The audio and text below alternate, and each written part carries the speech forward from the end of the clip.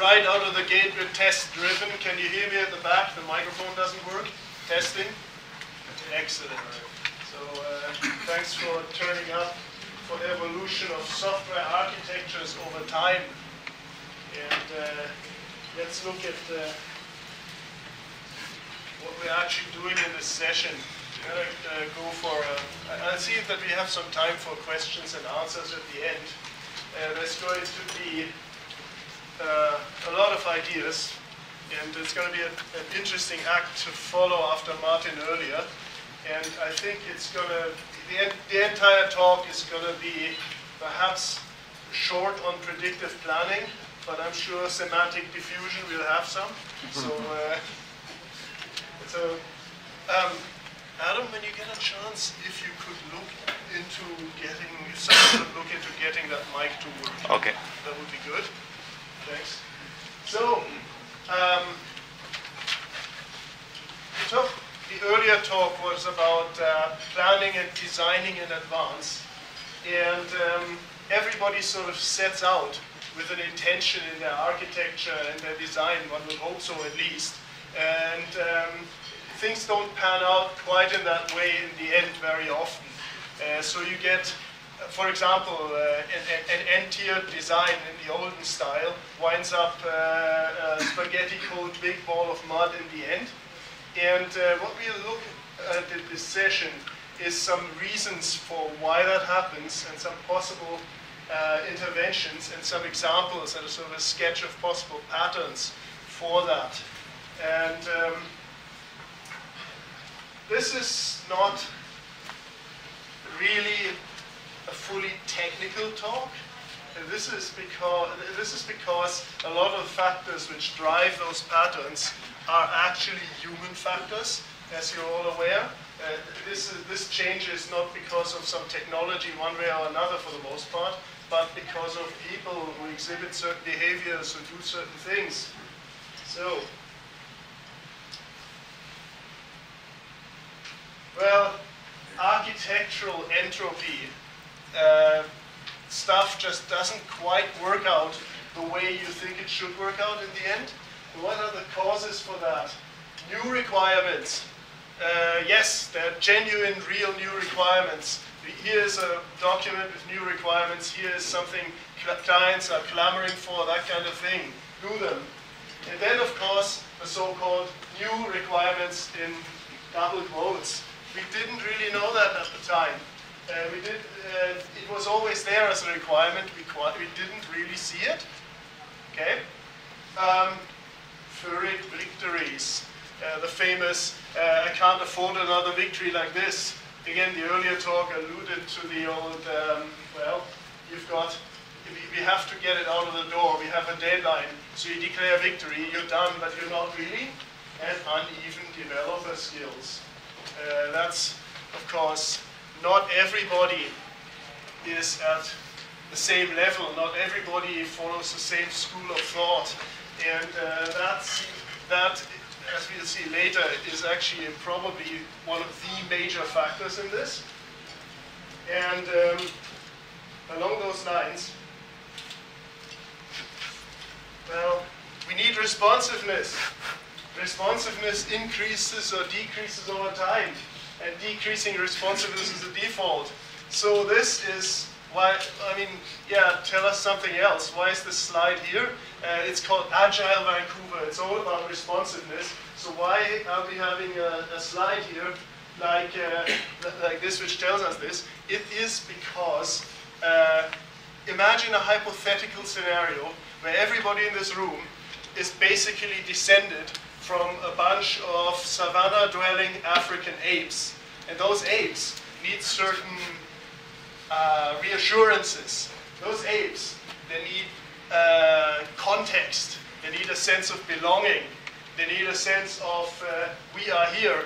Too much getting them out of context is no good. So they need social affirmation. And so in this case, to see that you're all in the right room, and what this is, we have this sort of introductory stuff, which everybody knows already anyway, but it's there for this sort of reason. So, savanna-dwelling African apes. we come back to that later on. So actually, to the theme, not to the savannah, but we'll come back to this. Okay, because it plays a major role in why software evolves in certain directions. Well, evolution of software, directions and goals, and I kind of made up a graph here, and now I wish I had a laser pointer, but I don't. No laser pointer, sorry. Yeah. This is a pseudo diagram thingy I made up. So this is from nowhere. This is actually, I developed this with my friend Nick over beer. And what it shows is basically complexity. Sort of where do you err when you start out in software? It was originally intended to sort of show the perils of over-design or under-design. And what you get is on one end of the scale, you have the what I would call the flexibility side effects trap.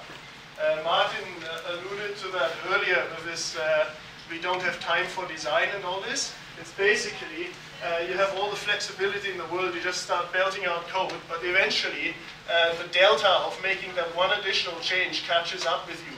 You have too many dependencies, there's generally too much chaos and not enough predictability, so your system becomes unwieldy, and so you have all the flexibility you could want, but unfortunately you get yourself so many side effects that things grind to a halt. That's sort of an under-designed direction in which a system can evolve. On the other hand, you have a more insidious one, which is harder to spot. I mean, everybody who works, I think everybody who works in the industry has seen this flexibility side effects trap. But then there is what I call infrastructure overhead trap, which is you get yourself into so many frameworks and abstractions and so many probably very infrastructure-centric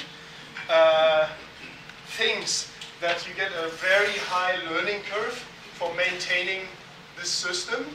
It's... Sorry. All right, that would help.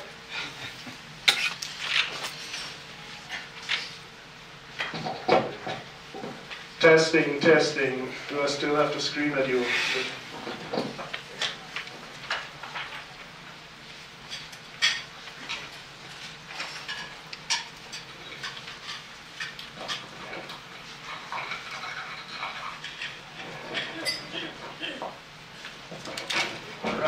That worked too. That's really good. I managed without dropping my pants. Does the mic still work? Yeah. Good. So, we are now in an infrastructure overhead trap. And there's even sort of a characteristic developer team and organization where one or the other happens. You've got yourself the flexibility side effects trap. You see it a lot in entrepreneurial. I see it a lot in entrepreneurial style, can-do, go-for-it style of organizations, where you get basically just a get-it-done, gung-ho attitude. See that a lot, not always, but essentially sort of back of an envelope kind of thing.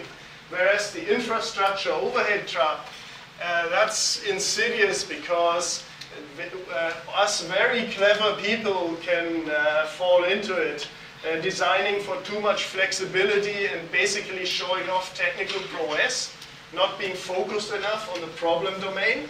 And so you get these things. I remember we built some systems in the early 2000s in Java with EJBs and so on, and they were really nice examples of that, because we definitely had the best way of doing this at the time. You have these sort of tiers which talk to each other, and it's immense sort of XML configuration things and so on. And it was a really, it must be good because it's a really smart way to do it. It takes a lot of knowledge to build software that way. With all of these things, always these niggling corner of your eye things. because somewhere else there's this guy sitting around, mucking around with something called, for example, PHP. They really don't give a damn about this. They just bolt this together, and you know what? For some reason they deliver stuff too, and often faster than we did. So there's something wrong here. So these niggling uncertainties. And then coming back to the savannah, there's this thing in a world of inexplicable phenomena and saber-toothed tigers. You yearn certainty, and this is one of these. I don't know, you created this whole plumbing to have that certainty, and then there are these things which just interfere. We come back to all these. This is the monkey worries kind of thing. So this is the infamous infrastructure overhead trap. And we're going to look at some made-up patterns later on, which the big ball of mud is probably also made up, but not by me. The other two, blinding brilliance and ingenious complexity, is basically I made those up. So don't take them too serious, sort of tongue-in-cheek stuff. Anyway, so what you aim for is the golden groove. The golden groove is that over time, you steer your project somehow across, sort of between the cliffs and rocks and all the rest of it. So you're getting by without either becoming a victim of a big ball of mud, where everything is spaghetti code, and an infrastructure overhead trap, where you fall victim to your own cleverness. So roughly, this is where this evolution goes, and we'll look at some examples of this and some interventions and some potential directions, because evolution towards what is really one of the things we're going to get into. Any questions so far? This is. You can do it up to a point interactive, especially later. There's a lot of, so far so good, okay? Well, people factors. It's not, it does reflect the temperament and personalities of its builders. It's like the difference between, say, a furniture factory as designed by the before-mentioned Taylor, time and motion studies, and everybody is slotted into little spaces and so on, and the ancient art of chair bodgering. Anybody know what a chair bodger is?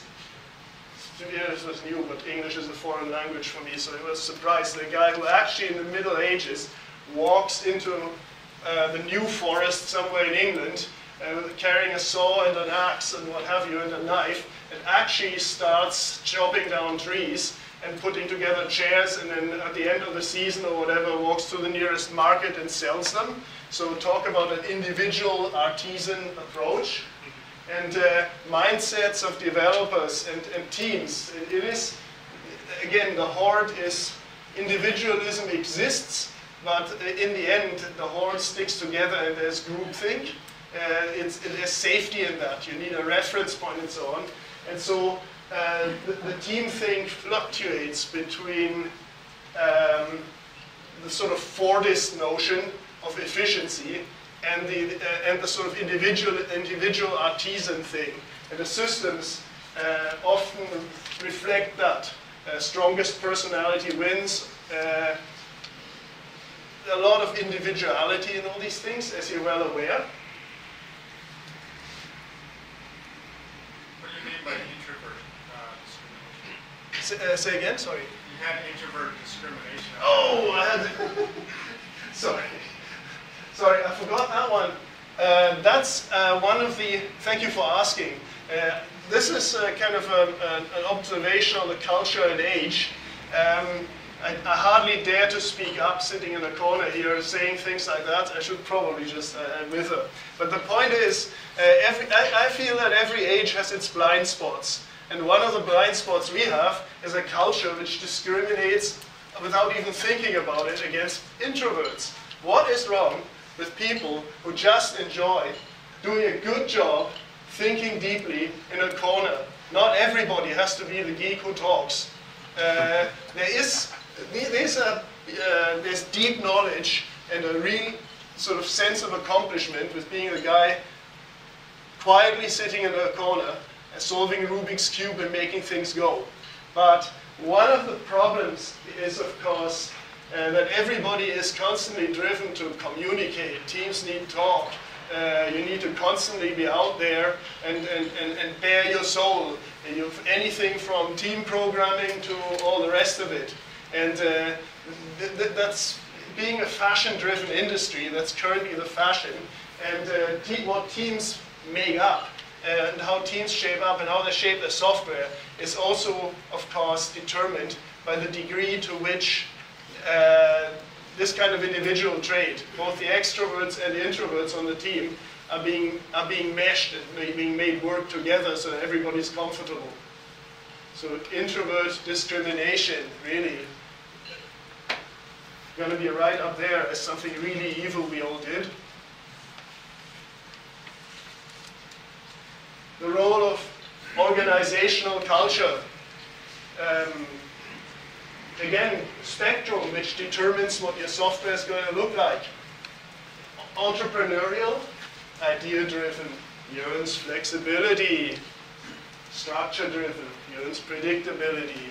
Depending on what kind of organization you are part of or working with, this will drive you to one of those two approaches. Because, of course, the institutional guys will look at having everything pre-planned and designed and having this agile planning notion as anathema almost. You have to, if you walk in there, for example, as a consultant, you have to do a major sales job and often actually work around it. You get a sort of discordant note between having to present a plan which fits the notion of a plan and at the same time knowing that you have to retrofit agile planning and learning from the system as you code into that. A lot of entropy, a lot of architectural sort of drift into directions you never thought of happens because there is no overt process of mapping between the planned and structured way that is expected in an organization and the necessities of software development. No, I don't feel it's so much the actual dissonance between these things which causes the problem.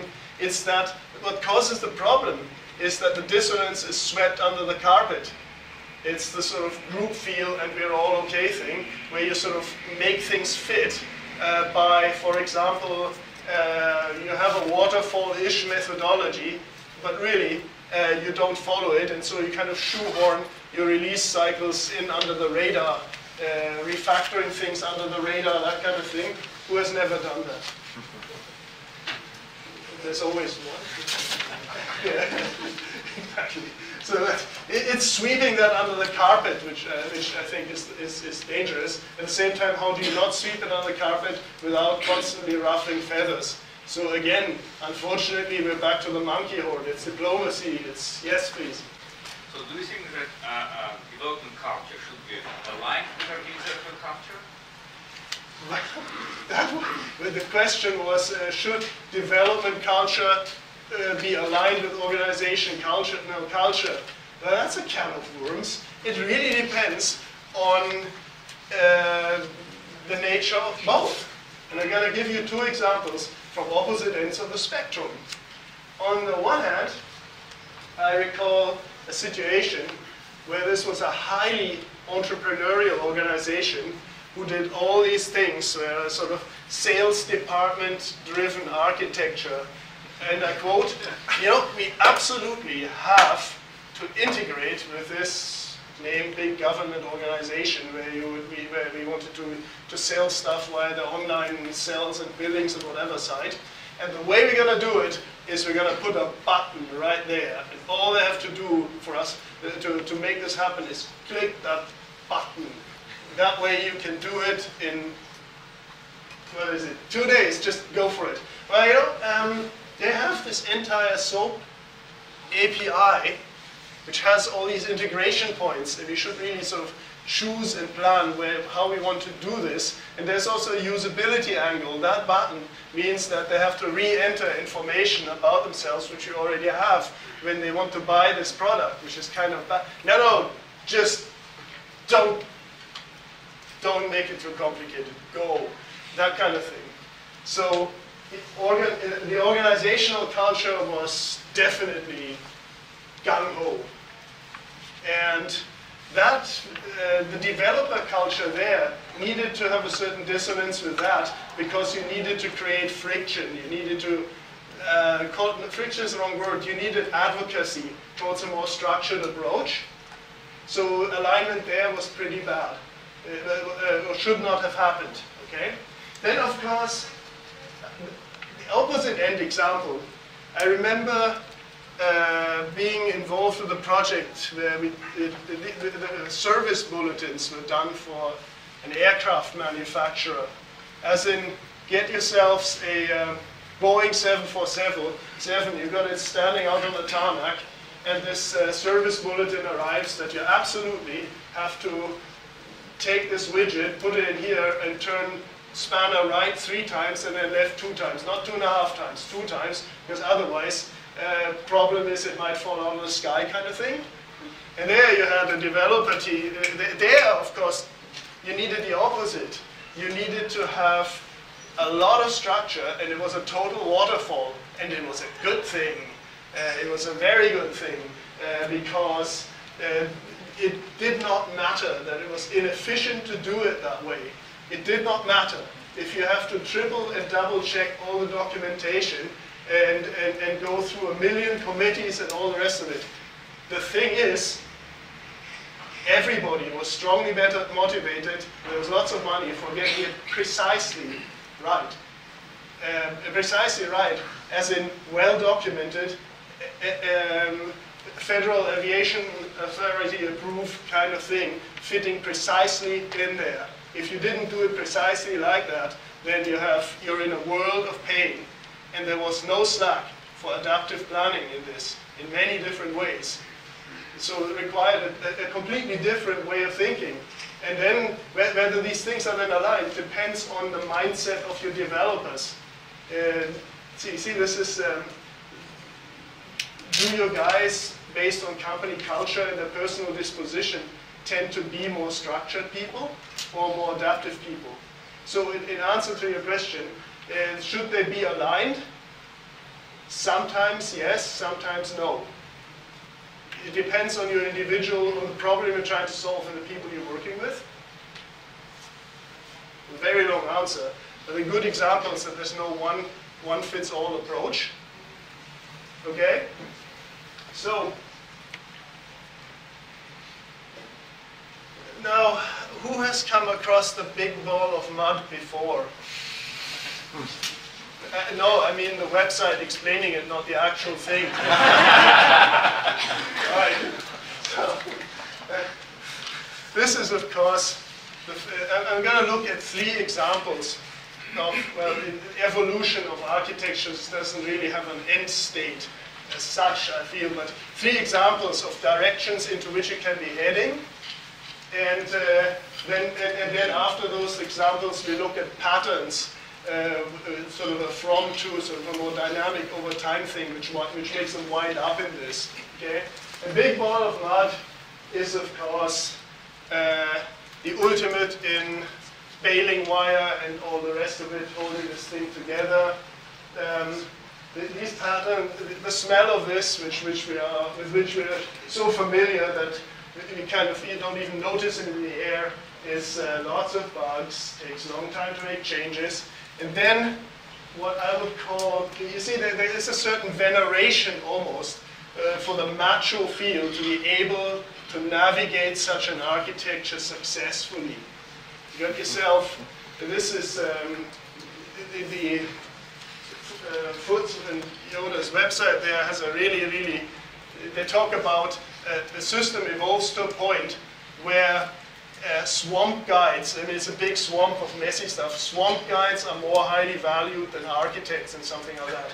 As they should be, because the only way to make this go short of course, refactoring it, which, yeah, okay, we should all do that, blah, blah, blah, but if there's anything in there, it sort of disrupts the horde and the whole sort of thinking and the organization too much to do so. The only way to deal with this is to have swamp guards, and there's much glory to be won in being a good sort of swamp guide who can sort of get people through this.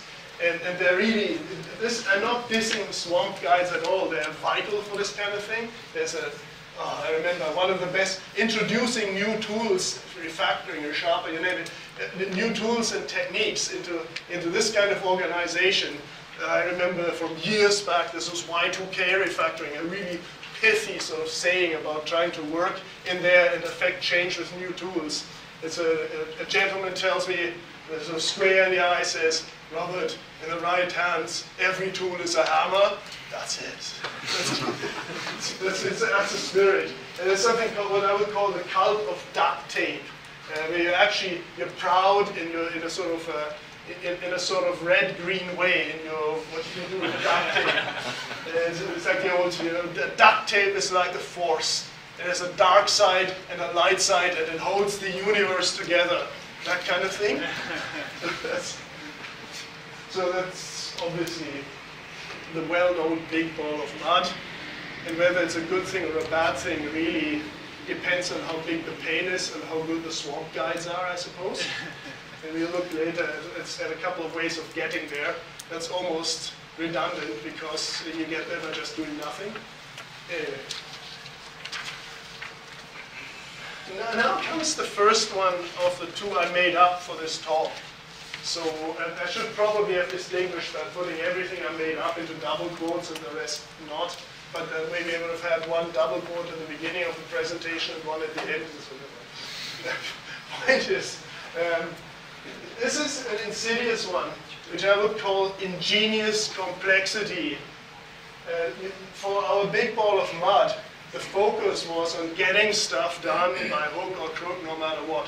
This one is the developer-driven organization. This is the dream shop with the Lego desks, which we all know from .com. Anyway, this is from that era. I had a really good example of this, where developers were basically sort of had a demigod status. We were in hog heaven. We had the pool table, we had the free popcorn, we had the whole 10 yards. And if the dev leads in the said that we can do that or can't do that or have to do that in a certain manner, then sales and the leadership and so on would fully support that decision. In the beginning, they would fully support it because it seemed like a sensible thing, but once we really got going, they supported it because there was no other choice anymore. So before automated testing and such things became fashionable. So this is, of course, hog heaven because it speaks to why those of us who are developers. Technical prowess. It's the currency by which we live. It is how, coming back to our savannah, you do make that distinction. Well, you do make that distinction, for who is who. That's technical prowess, which enlightens and obscures at the same time. It is represented by acronyms and resumes, which don't tell you an awful lot about the actual ability, how to build systems and so on, but they are a badge of technical prowess. And here you get lots of new acronyms on your resume because the smells of this magazine architecture, your latest architecture wins. Oh, I mean, don't know who here is architecturally inclined, but I plead guilty. You see this totally cool thing and you just want to introduce it into your system. It is beauty. Or you simply don't understand what your predecessor on the project did, and so you introduce something which is so much cooler. We'll come back to an example of that later when we look at interventions and so on. There are certain smells. Is it one problem for stakeholders, business folks and organizations?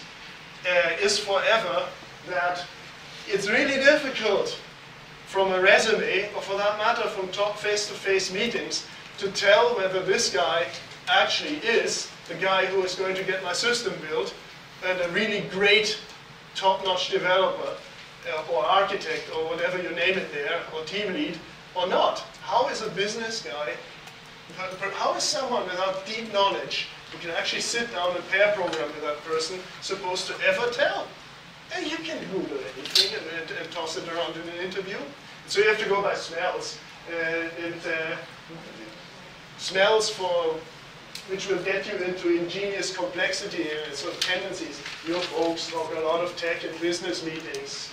Hard to relate code to requirements. This comes back to the ubiquitous language in domain-driven design. If we're thin on the ground on this, and there's a lot of separation between the actual code and so on, you have a candidate for something which is probably infrastructure-driven and technology-focused rather than requirements-focused. This is where this whole notion of a ubiquitous language from read the Eric Evans book was a revelation. These are sort of all canary in the coal mine things which help you with seeing whether a system is actually quote-unquote good or quote-unquote somewhat less optimal. Is it easy for non-techies to relate these things to the code base? And I think it should be. Then, of course, wow, there's some similarities with the big wall of mud. It takes a long time to build new functionality. And then we also get these things from our end users. For some bizarre reason, there's poor usability. It takes a long time to add anything new. That's because the techies are focused on the plumbing rather than on the flow of things which users need to do. Very, very common. And definitely a smell of this pseudo pattern. Any questions about ingenious complexity? But it's much more fun. It's much more fun than the first one. Well, see, this is, you're absolutely right. It is a lot more fun than the first one if you're a techie. We have a passion for what we do. It's not just rates. Sorry. It is more fun than the first one. But only up to a point, of course. Only until version 1 is released, and then the bug fixes won't be. That's always.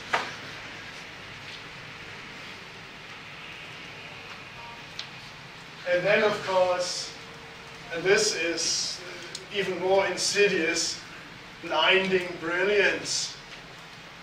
Oh, this is what we dream about. This is what all the books with blue covers and otherwise talk about.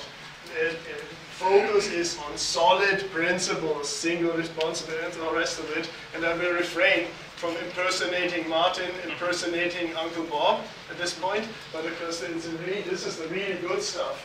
This is where we have proper test-driven design. This is where we are cognizant and capable of not having of having things not tightly coupled. This is where we're focused on business value and usability. So why is this a bad thing? Well, no, it's not as such, but the thing to watch out for this, when you look at it turning into an anti-pattern, is to be cognizant that it carries within it the seeds of its own destruction, if you're not constantly kind of vigilant, if you will. So you've got this marvelous system, domain-driven design, ubiquitous language, all the wonderful stuff, fully test-driven, fully adaptive planning. Heck, it's even usable.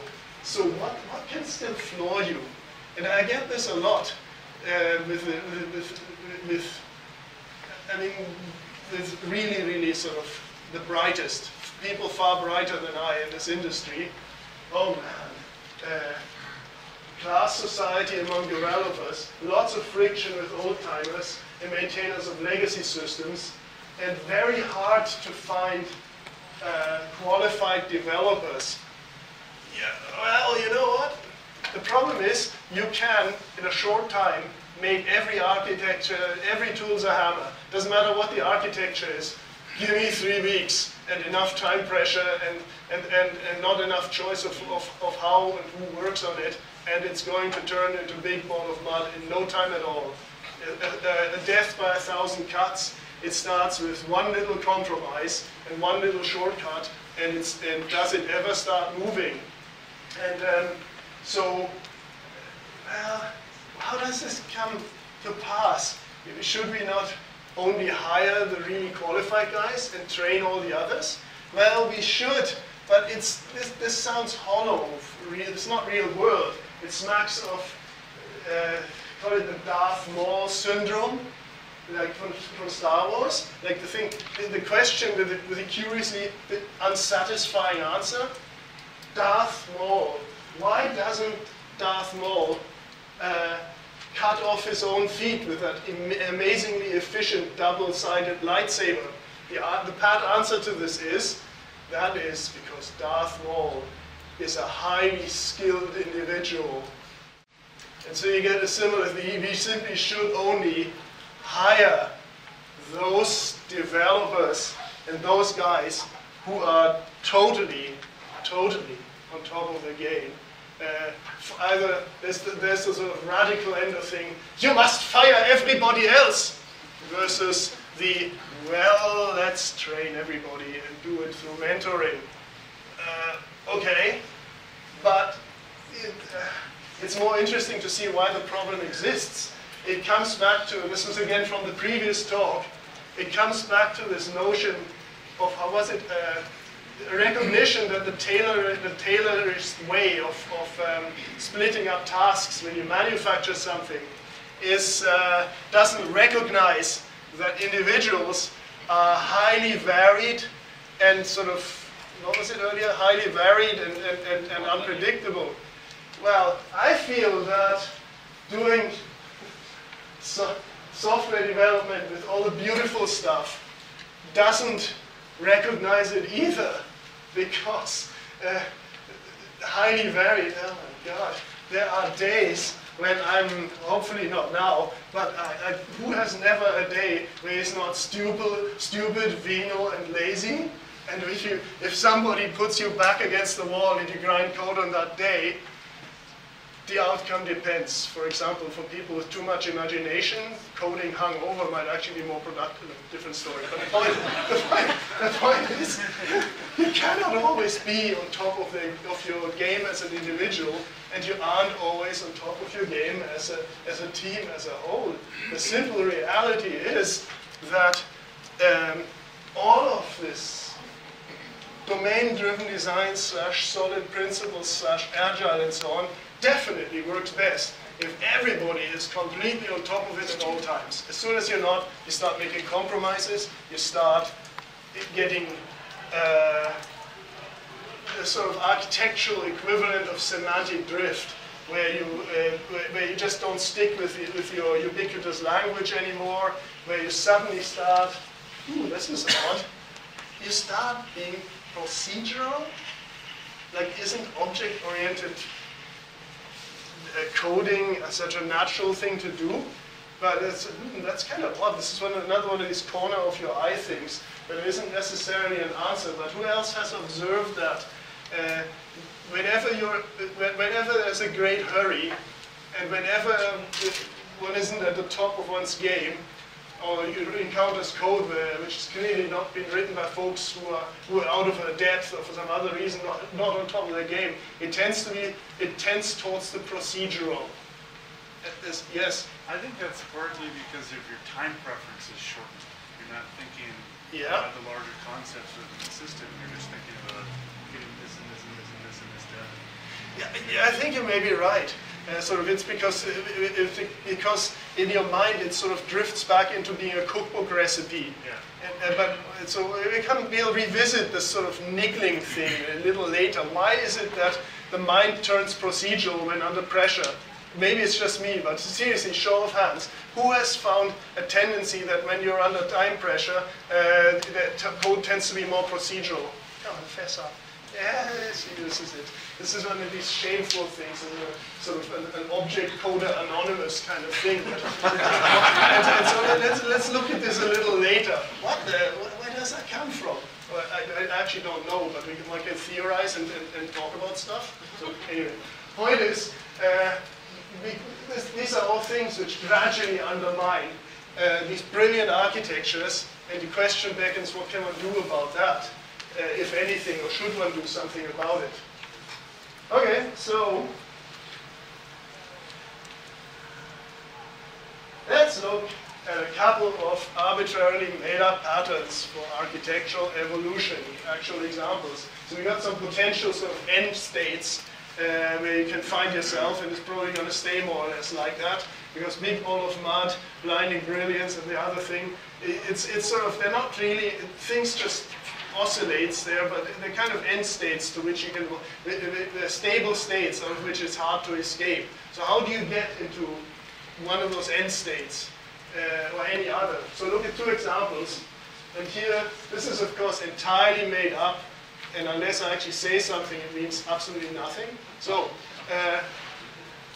this shows an evolution from an n-tier architecture to an anemic domain model kind of thing.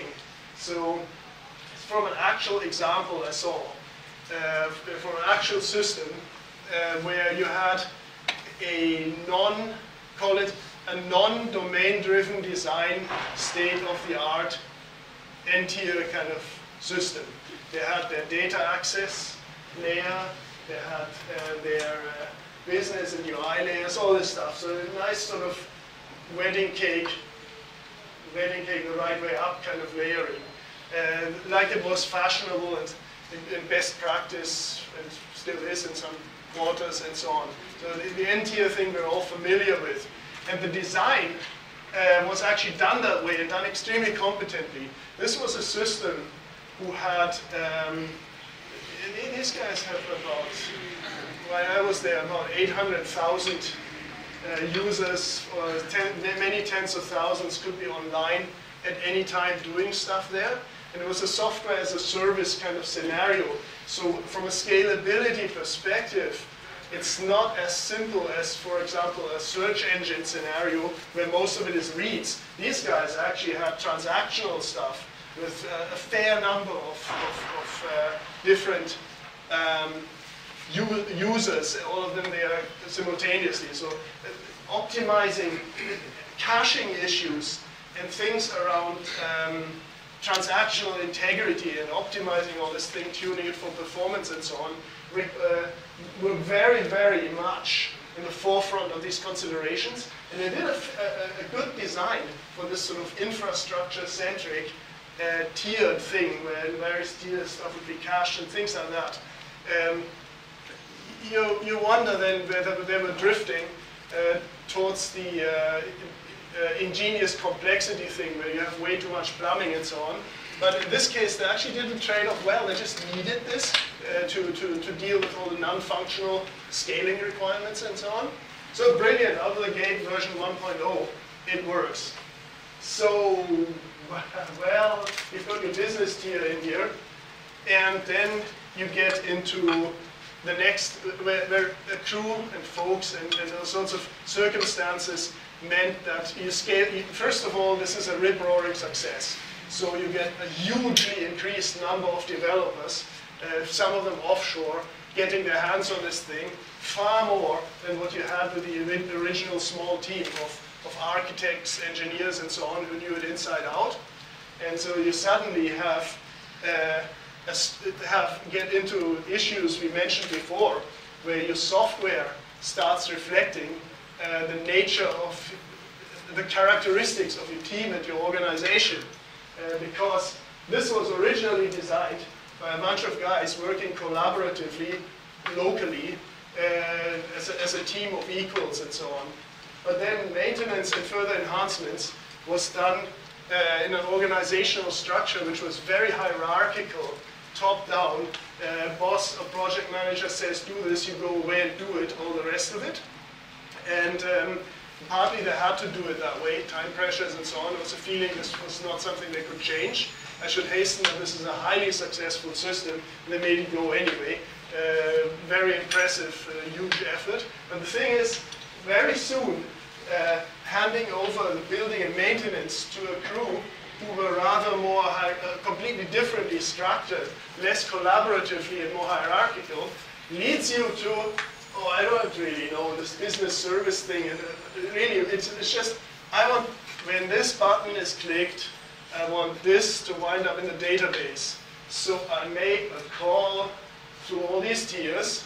Your business tier, for example, is more or less a data shovel. It gets data from whatever was submitted from a form, for example, down into your database, and you may kick it around a bit in a stored procedure to do whatever, whatever else is needed.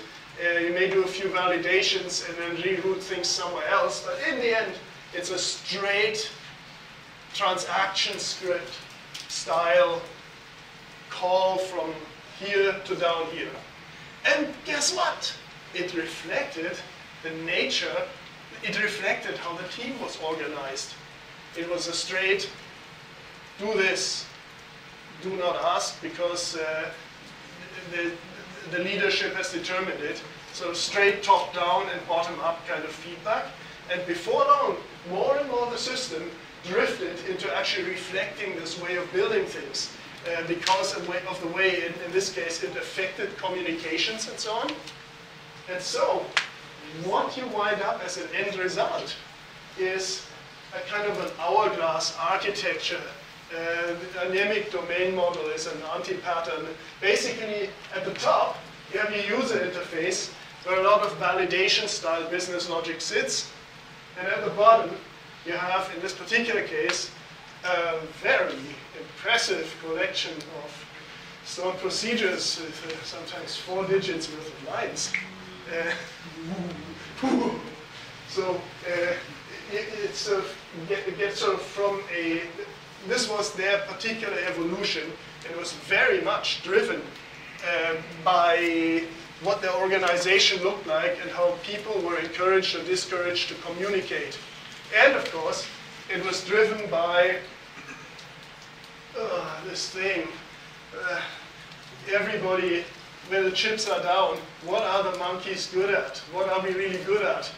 Well, it's basically, you think about shoveling data from one place to another. No, you don't. It comes back down to you pick fruits and put them into that basket or that basket, depending on whether they're bashed up or not.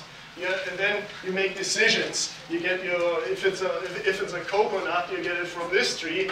If it's a potato, you dig it up, and in 10,000 years you will learn how to distinguish between fruits and potatoes. That kind of thing.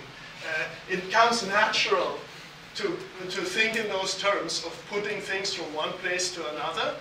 And this, I feel, lies at the root of a lot of those transaction script style architectures, which are simply, at first brush, feel natural because it's about putting stuff from a user interface into a database, making a few decisions along the way. We have done this for hundreds of thousands of years. That's where it comes from. And a lot of that kind of motivators, I feel, drives this particular evolutionary pattern. So, questions or remarks about our first made-up evolutionary software pattern? This is good. I really wasn't sure whether I would get booed out of the room. Yes, please. What do you give the name to this? Is this name moving towards? I call it. It's actually, I filched it from my own blog. I call it the fatal attraction of the hourglass, because you get sucked from something which, on the face of it, is a very sane and sensible design into this anemic thing, which is top and bottom heavy. And in this case, and others I've seen, there was a sense of fate, really. There was a sense of, we really can't help it. We don't have the resources to do it differently. We have these and these and these pressures, so you kind of get sucked into this. Hence the fatal attraction of the hourglass. Anyway. The second one is even more strange. I don't know about that, but basically from forms over data to big ball of mud. And I couldn't come up with something halfway sensible to represent a big ball of mud, so I copied and pasted a shovel with spaghetti straight from Brian Foote's website kind of thing. So that's where that came from. Basically, forms over data applications. You can't ask the question. Everybody's going to put their hand on the who's familiar with the pattern called transaction script? Everybody is. Yes, of course. Everybody actually is. It's a kind of application where you hit a button, then everything happens underneath, and at the end, data wind up in a database. It's what we just talked about. Kindly, I believe, was it Martin? There's a pattern for this, so you can actually call it something beautiful when you do it. And sometimes it is something. Yeah, well, you see, it is all a matter of appropriateness. It may be something really good. There's so much to be said for a simple transaction script. Where you hit that button or you do that and it winds up in there, and everything that's necessary in it is done right there. Sort of like a cookbook recipe, easy to follow. Just read it and follow the steps. You don't need to think. And there are problems where that makes perfect sense. If you do have something with very little business logic and low complexity, then you knock yourself out doing a domain model for this. You try to read all the books which all the really fascinating people have written, but who's got the time? So essentially you go for it. And if done well, it doesn't necessarily wind up as a big ball of mud. Applied to the right type of problem, it is possible to write very easy to understand and therefore very good procedural code. You can have clarity, which reflects in ubiquitous language and all the rest of it, far better than if you had tried to. You could have done far worse doing a bad domain model than you would have done doing clean, structured programming style coding. Problem, of course, lies in making the call when you should do that and when you shouldn't, and making that call with open eyes, if you will. What you get is, well, then somebody walks through the door, well, requirements-wise, can you just put that button there to integrate with these guys? And also, it wasn't as simple as just making sure that that we have at least one order line in the purchase order. Now we need to sort of check if there's a previous purchase and credit history with us. So can you just put in another button or do something in the back which checks with that subsystem, validates these rules, and then dependent on whether sales are interested in this guy or not, does this and this and that. And before you know it, you wind up with a big ball of mud. Now what's the S? Well, the S is, I couldn't help it, I couldn't think of anything, but that's the symbol used in physics for entropy. So if you get your nice, clean transaction script, and then unexpected stuff happens, and before you know it, you wind up with a big ball of mud. So that's where that comes from. This is probably a sort of evolutionary path with which people also tend to be familiar. It is distressingly often the fate of transaction script-based, initially clean applications. And this one I see a lot when I work in the LAMP and PHP worlds. This is, I shouldn't say this. I'm actually a fan of PHP. Okay, who's a fan of PHP? We have a self-help. We'll have a self-help group. But why am I a fan of PHP?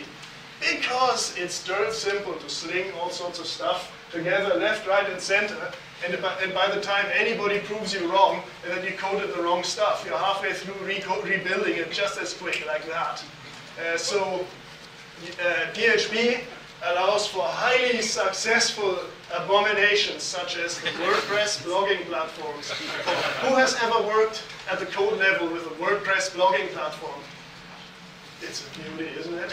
It's absolutely under the hood. I don't know how it's now. I have to admit, I last worked with it looking actually at the plumbing 3 years ago, but 3 or 4 years ago, oh man, you see things there. How can anyone who has ever been trained in proper object-oriented software engineering write stuff like that? That's easy. They could write it because they could get away with it, because the one of the things that did extremely well is a sort of a plugin and module system where you have an API which stays amazingly stable over versions compared to what it could be, and where it's dirt easy for anyone to whack in new modules of functionality and totally ignore everything else in there and just go for it. It's a mess! And it's hugely successful because the barriers to entry are extremely low, and if you do it wrong, or that plugin which you have for it, the guy really got it completely backwards, you just get another 50 plugins which do the same thing. It works! So it's an example for where this can work, and WordPress as a platform is actually the best I know for making this work right with a transaction script-based approach. I know they were starting to go into object orientation and newfangled stuff like that when I started using a platform, stopped doing projects in the platform, but it was good as it was. But the normal fate I see in the LAMP world is it always starts as a transaction script. Eventually, more and more complexity comes in until you get monster sort of big balls of mud. And the saving grace is that it's easier to rewrite than anything else. So you make a new big ball of mud which meets requirements better. Very common in PHP. So this is from forms over data to big ball of mud. So let's look at interventions. What can we do about this? We saw some sort of stable for better or worse end states and a couple of examples how you get there. And now let's see what we want to evolve towards. It's an open question whether evolution is sort of directed or not, and I won't touch on the barge pole, but of course for software development ideally it would be. And so I thought here I introduce a concept, an agricultural concept from my native land, known as the eierlegende Wollmilchsau. It's one of these German composite words. It translates as egg-laying wool milk sow. This is the ultimate Swiss Army knife, the ultimate Swiss Army knife when it comes to useful creatures. It's got wool, it lays eggs, it gives milk, and in the end you eat it and you have it with new cabbage and dumplings. The point is, this actually came up.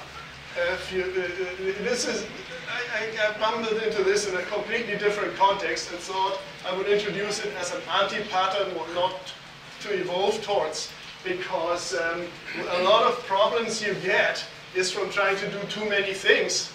But then I was aware I was forgetting my cultural heritage. The eierlegende Wollmilchsau is actually a good thing back in Germany. You have a situation where this is an ideal, where, oh man, we got these thinking machines. They can do all these marvelous things. Let's make them do it. Let's make something which actually is this useful, potentially, but doesn't look like this. And let's do it. And this is where, as a starting point for interventions, we come back to forms over data. The starting point, I feel, for any intervention is to determine where you want to be. And I feel that a strong way to do this is to start with usability and usefulness, not at the code level, but at a user and sort of workflow and what they need to get done level. And here is where, because it bit me in the back twice this year already in 2 different projects, I'm more and more disenchanted with using forms over data as a starting assumption. Usually, when you decide on the level of design which a system needs, or sort of the target state into which an architecture should evolve, I feel that people make the decision without looking around enough. Forms over data, yeah, you feel it's just, all we need is a couple of forms and you type the stuff in and we need a few reports. Well, if you do need that, you may save yourself.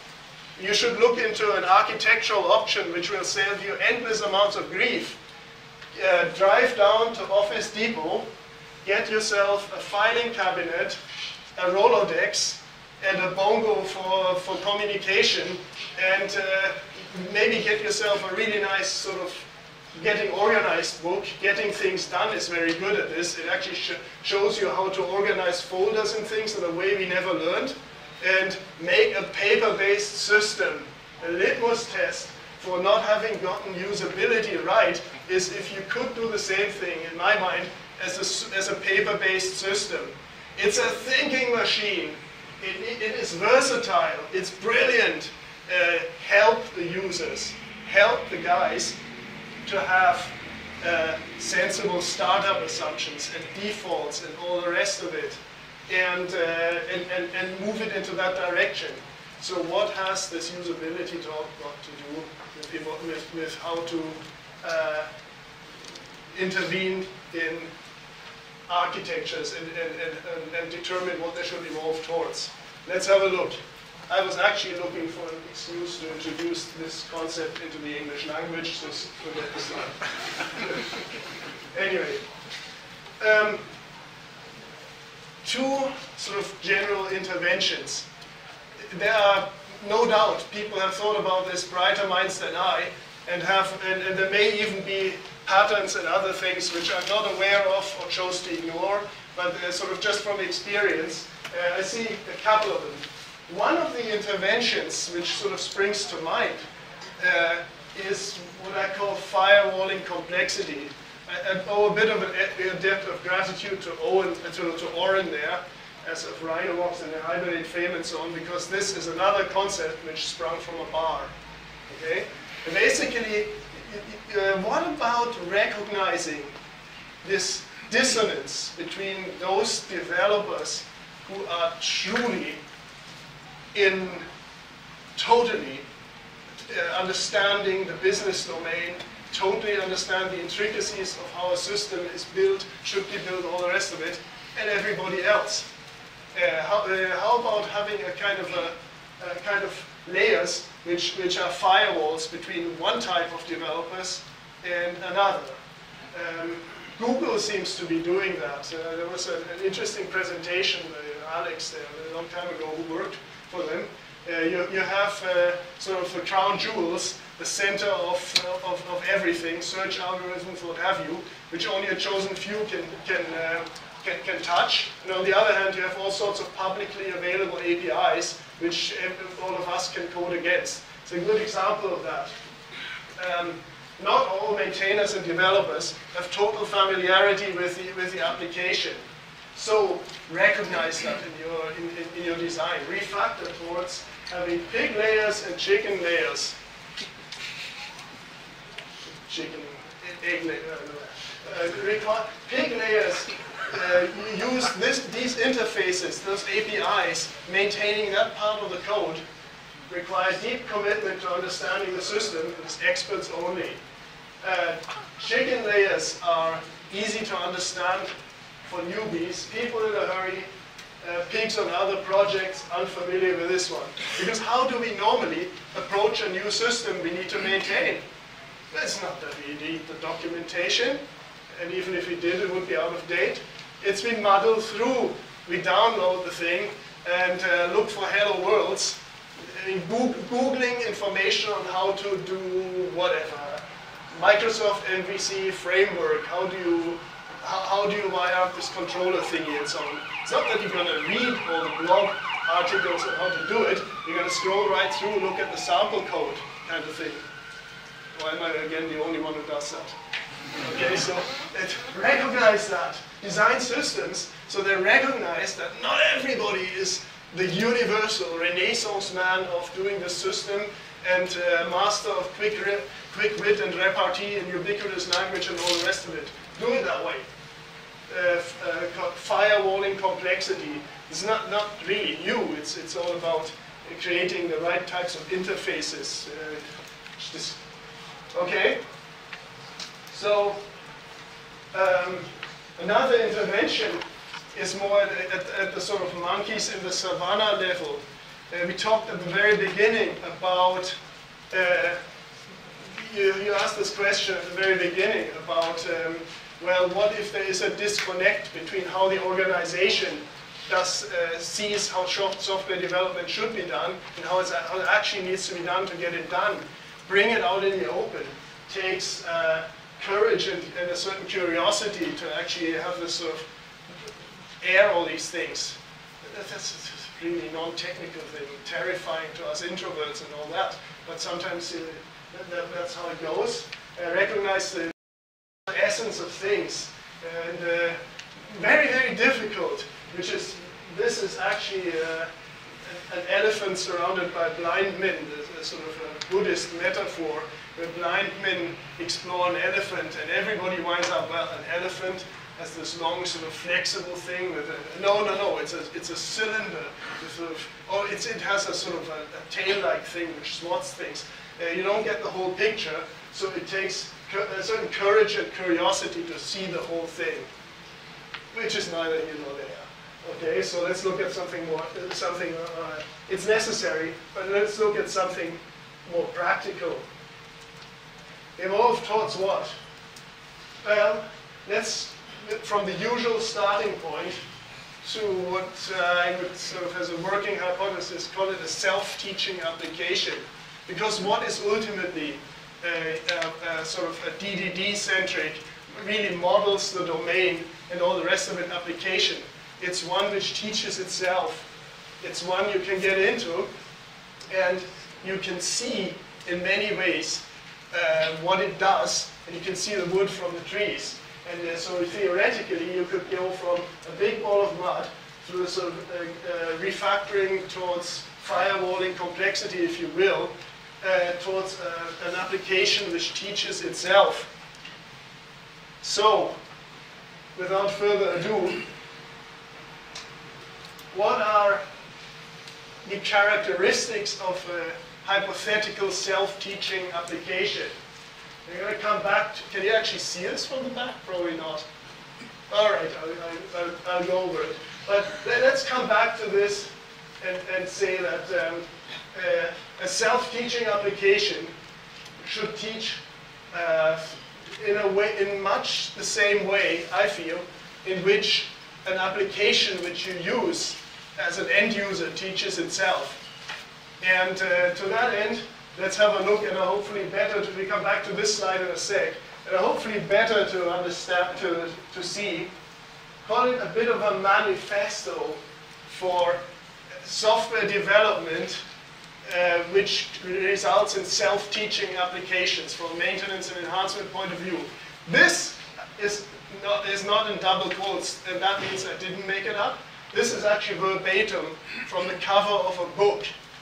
So you probably can't read that, but I will read this out and keep your mind firmly on software development and what it means to adhere to these principles, something not made up. This is new in this talk. Build only what's absolutely necessary. Quickly turn beginning users into intermediates. Prevent errors whenever possible and handle the errors we cannot prevent gracefully. Reduce and refine interactions and task flows until even the most complicated applications are clear and understandable. Designed to support a specific activity. Make constant incremental improvements to our processes and applications. And lastly, start ignoring the demands of the users and stick to a vision. It says GASP behind it. So the last one is you need to sort of stick to your guns at some stage, put stakes in the ground, how it works. Okay, who spotted? Yes? Robert, I lost you in the last couple of minutes because all previous part of your talk was about internal quality, right? We were talking about Yes. mod versus over-design. Yes. And suddenly you turn and started to talk about external qualities, how the user sees the application. Oh, you lost me for a reason. This is supposed to be, you spotted it. This is supposed to be the internal qualities of the software, and we will relate it to all of those, what it means for programming. But I actually filched this not from a programming book, but from the cover of the usability book called Designing the Obvious, which is one of two usability books I usually recommend to clients, mainly because of the picture of the duck. But it's actually end user. It's end user. It's a book about end user usability, and this is copied from the back. And so, how does that relate to that? Let's have a look. Because I think that it's the same for software. You see, if your goal is to refactor towards an application which teaches itself, which has the obvious advantages for maintenance, all the rest of it, let's look at this for, let's look at this. Teaching, here's what usability says for end users. Teach through structure. How your pages are structured, where the eye moves first and what you can expect. Sort of to the left is your menu, here's a logo, all the rest of it. Well, that's pretty normal. We can do that through namespaces. We can do that through where we put things. There's a nice chapter, a nice sort of suggestion in the Evans book, how you group things together so they make sense from a domain perspective, all the rest of it. So just like in an actual end user application, teach them through, you can use proper namespaces as one example, how you can make structure obvious in a way that they look at it and they have learned something new about what they need to know to enhance the application, you see? By emphasis. You can teach by, on a web page, the biggest piece of writing or a specific font or something like this tells you what's most important. I couldn't find a really good example for that. That's why I left that open. But there must be something where when you look at this code, this seems more important than another, somehow tied to structure. And this is kind of like an unfinished thought. I'm not sure how to fly this one. Can anybody think of an example how code you look at for the first time can have? Yeah. The tests. The what? Tests. On examples. Yeah. Which examples are most easiest to find and things like that? Is that what you meant? I thought you were talking about examples. I might have. Oh, no, I'm going a little. Oh, sorry. Not quite there. That's fine. Startup helpers, very, very important in applications. Don't just show a blank screen when they first sign up to your site. Pre-populate it with something useful, which turns beginners into intermediates quick. This is really important for when you develop software. Sensible defaults, minimal installation and configuration. Example for this type of defaults, which are vast for being able to be productive. Hibernate.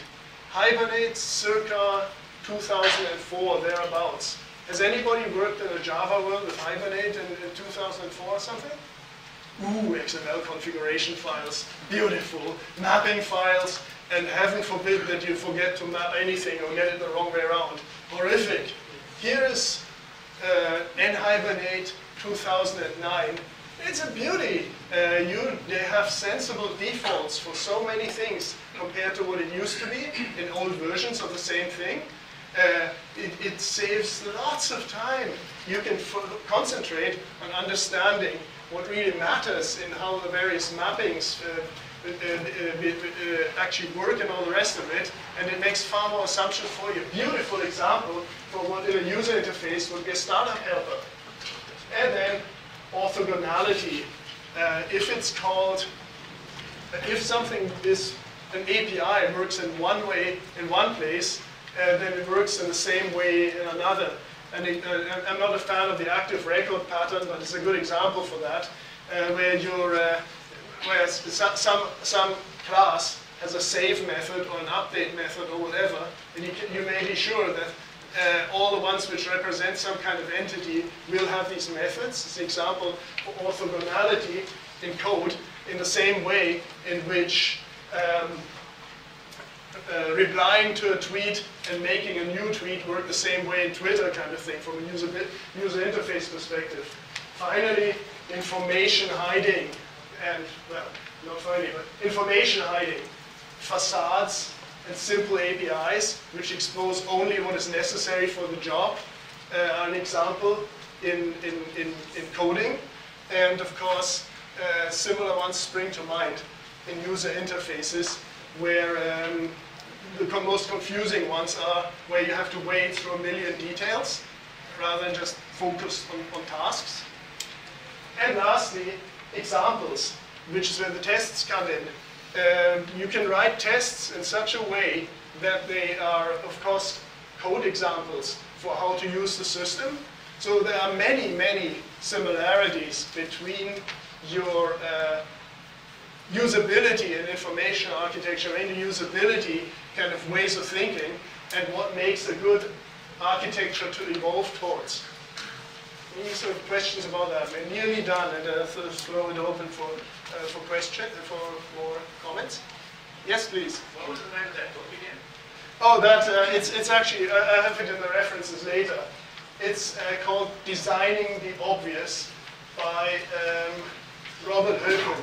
See, generally any agile techniques and things like this, it's always a sales job if you go into anything. And usually I tend to come at it from a usability perspective. The benefits of doing something will be reflected in this and this and this. And I usually sort of recommend usability books as an antidote to feature-itis and for making easier to understand software. So for developers, I tend to recommend, because it's very, very good, focus on simplicity and so on, this here, Designing the Obvious. And for management, who are more direct and not so much into designing things, there's a very nice one by Steve Krug called Don't Make Me Think. That's what I give to management. Okay, anyway, so if in doubt, ask a usability guy, and it kind of makes it more obvious what to evolve towards. All right.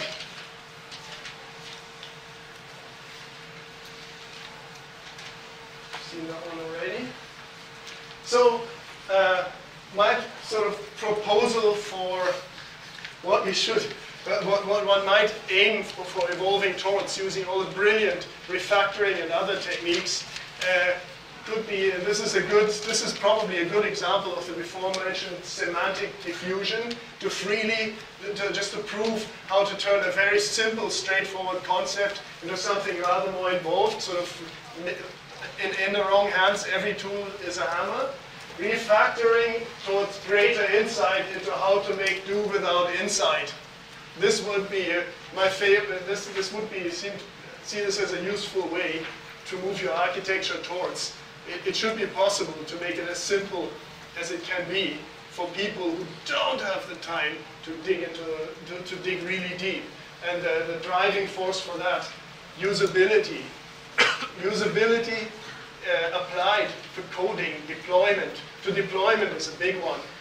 Continuous integration, things like that. Much to learn from usability folks. And conclusion, well, architectures evolve towards greater or lesser responsiveness over time. Arguably, software reflects the personality of its makers, and you ignore that those influences at your peril. Understanding people and culture makes it possible to predict what a system will look like in the future, one would think. And then you get assorted interventions. The mechanics of those interventions, the way I see it, are much greater minds than I have written brilliant books on how to do this. The principles of domain-driven design, refactoring techniques, tools such as ReSharper, which is the most sophisticated hammer I've come across in a long time, It's just the mechanics of it, together with the necessary people. Social engineering is really the way to go about it. And then successful interventions need to be people-focused and usability-focused, and you drive the technology from that. And that would be our conclusions here. And let's have we have time for a brief Q&A period. And there's some good reads here. This is the obvious stuff. This is really domain-driven design. Most of you have heard this before. What can you say? You read this thing, and it makes you cheer. It's a very dense book, but it makes you want to cheer every page or two because it has this sort of ring of truth to it. Working effectively with legacy code, definitely a route out of despair. Really, it spells it out in a sort of FAQ format. Beautiful. And then, of course, less obvious, Designing the Obvious by Robert Högman, which is a usability book, which I recommend highly for developers. And didn't think of that yesterday, it came up with a question. There's another one, which is really good for sort of entrepreneurially focused management, impatient with technology bosses, who are constantly tempted to muck with your eye by throwing buttons all over it. It's called Don't Make Me Think. It's by a gentleman called Steve Krug. So those are the two which I usually use. I originally picked them at chapters, this one. I didn't care. I'm a developer and I don't care about usability. I picked them both because they were thin. So, anyway. All right. So here's my blog, and I'm also on Twitter, of course, like everybody else.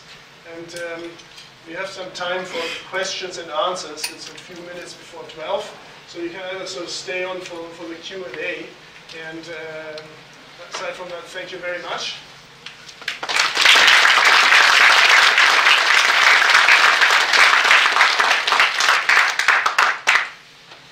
Thank you. Questions? Anything? Anybody? Yes? I have just an observation. I'm sitting in on Eric Evans' talk and Michael Feather's talk. Yes. Eric Evans, of course, talks about bounded contexts and encapsulating concerns in that way. And that's for domain concerns and yes. for purposes of modeling the domain. And Michael Feathers talks about structural encapsulation for refactoring. Yes. And you're talking about firewalling complexity. And it's really funny, but yours is more of a social one. Yeah. And so these three concepts at different levels of development are pretty much the same concept, but they're just applied to different parts of the problem. And I just thought it was interesting. And there's three different names for, this kind of. It's sort of, you get this proliferation of stuff. This isn't. I see the ones you mentioned not as they are more means of implementing. It depends on the purpose of whatever bounded context you're doing and on your priorities. For example, I would imagine that something around performance optimization and infrastructure things would be entirely. It may wind up using either of the techniques and so on you mentioned, whereas something related to the domain could be, well, in order to help them adding a new feature to the purchase validation system, to pick one out of a hat. I need to understand a lot of the domain around doing purchaser validations. And so all these more domain-centric bounded contexts and how you do this come in. So this isn't different. It's just you would use what you mentioned to actually implement those. Yeah.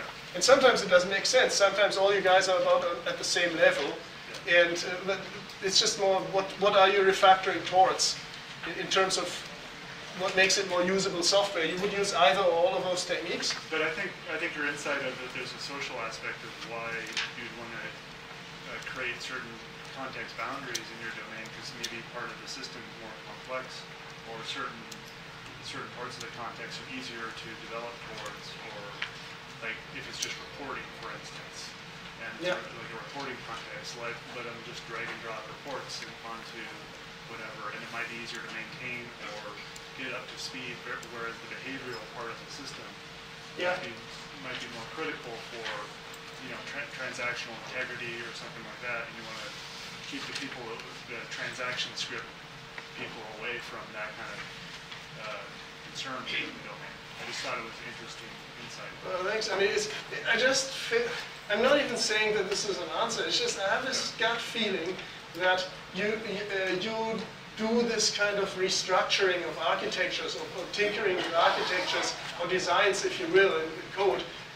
If you don't do it if you do it totally ignoring the social context and the organizational and people context within which it happens, this is dangerous. I feel you can do that at the micro level, sort of at the really, really low level down piece of code thing, but for overall direction and at the sort of a more when you look at refactoring services and entire workflows and so on, it seems perilous not to think about it in terms of social interactions and usability. Yes, Michael? Yeah, I just want to comment that it sounds like a very cool thing. I like taking the social aspects and tying them together with technical. The thing I kind of wonder in a sense is that this is sort of like the current social situation into the code. And if the social situation changes, then you could be in trouble because now you have a social situation baked in the code. Now, by Conway's law, that's going to happen naturally in a sense, but it's kind of an interesting thing to consider whether, as a point of design, we really do want to go and bake, social boundaries within the code. I'm not sure if there's any answer. I just think it's an interesting question. Yeah, I'm not sure either, but I made two assumptions around that, just for the purpose of this talk. The first one is that it has the goal of including any such what we call social consideration here is to turn beginner developers in the context of this system into intermediates and when necessary experts. This is the purpose of this type of intervention. The second assumption is that the guiding principle is usability, both for the end user interface, which is the ultimate arbiter of whether the system will be good or not the ultimate, but a very good one. And at the code level, will it make the code more clunky or less clunky in a way? So when you mention sort of social aspects in the code, those were the two sort of criteria for introducing those. Anyway, and we have 2 minutes. One more question. Yes, please. As a manager, how would you practically separate pigs and chicken? Would you call 3 guys, you guys go to this room, work on that, and put everybody else in a separate room? No, if all done on Scrum. No, I think it's, just very briefly, I feel that's related to sort of recognizing reality. Not everybody can be an expert in everything. I never believed in this XP, extreme programming concept, that everybody should be able to work in every part of the system. Oh, get real, no way. It drives you nuts. So I think that it should be recognized that everybody is a pig somewhere. Sorry. I mean, everybody has their areas of expertise, and you gracefully sort of recognize that in this other system you don't. Of course, you're inspired to be an expert on your home turf, but you sure expect to be easily capable of integrating or working with this other guy's code, should he be on vacation or should he need to integrate and things like that. So I would drive it from the we're all experts somewhere but not everywhere perspective. Okay. I think that was sort of our last question. It's 12 o'clock. Thank you and enjoy lunch.